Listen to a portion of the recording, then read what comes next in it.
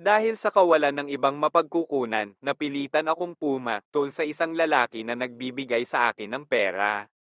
Dear Kuya Pau, itago mo na lang ako sa pangalang Rain, isa akong babae, estudyante, at kasalukuyang nahihirapan dahil sa krisis na pinagdadaanan namin. Gustong gusto kong magpatuloy sa pag-aaral, pero hindi ako kayang suportahan ng panahon at sitwasyon dahil walang pera. Ako na ang tumatayong magulang para sa dalawa kong nakababatang kapatid simula nang iwan kami ng aming papa. Si mama kasi, nauna nang umalis at iniwan si papa dahil sa pagiging lasenggo niya at kawalan ng plano sa buhay.